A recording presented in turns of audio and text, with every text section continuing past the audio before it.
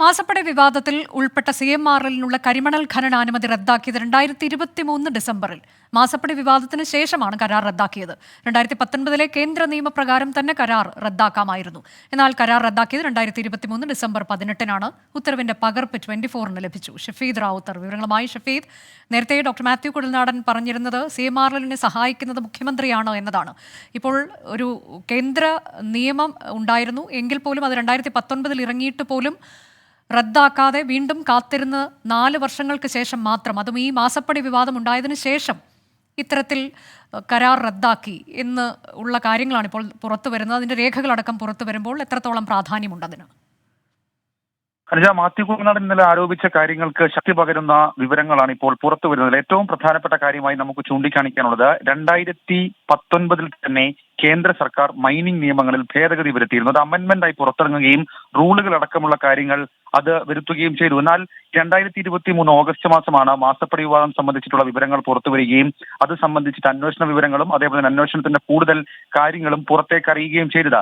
അതിനുശേഷം മാത്രമാണ് ഈ CMRL-നുള്ള ഖനന അനുമതി റദ്ദാക്കിയിരുന്നുള്ളതാണ് ഈ ഉത്തരവ് തെളിയിക്കുന്ന ഏറ്റവും പ്രധാനപ്പെട്ട കാര്യമായി നമുക്ക് ചൂണ്ടിക്കാണിക്കാനുള്ളത്. കരിമണൽ ഖനനത്തിന് CMRL-ന്റെ ഉപകമ്പനിക്ക് നൽകിയിരുന്ന 4 ഖനന ലൈസൻസ് റദ്ദ് ചെയ്ത ദിവസം അത് 2023 ഡിസംബർ 18-ആണ്. അതായത് മാസപ്പടി വിവാദമൊക്കെ വന്ന് അതിനുശേഷം മാത്രം 2023 ഡിസംബർ 18-നാണ് ആ ലൈസൻസ് റദ്ദാക്കി വ്യവസായ വകുപ്പ് പ്രിൻസിപ്പൽ സെക്രട്ടറി ഉത്തരവിറക്കിയെന്നുള്ളത് ഏറ്റവും പ്രധാനപ്പെട്ട കാര്യം.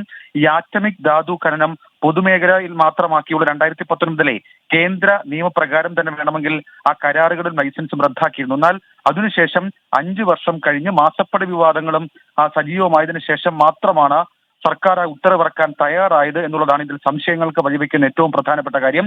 സ്വാഭാവികമായും മാസപ്പടി വിവാദത്തിൽ മുഖ്യമന്ത്രി നിലവിൽ ഇപ്പോൾ നടത്തിയിരിക്കുന്ന വിശദീകരണത്തിനപ്പുറം ഈ വിഷയത്തിൽ എന്ത് പറയും അല്ലെങ്കിൽ എന്ത് ന്യായീകരണം ഉണ്ടാകുമെന്നുള്ളത് ഏറ്റവും ശ്രദ്ധേയമായിട്ടുള്ള കാര്യമാണ്. 2019 കേന്ദ്ര സർക്കാരിന്റെ നിയമം വരുന്നു, 2023 ഓഗസ്റ്റ് മാസം മാസപ്പടി വരുന്നു.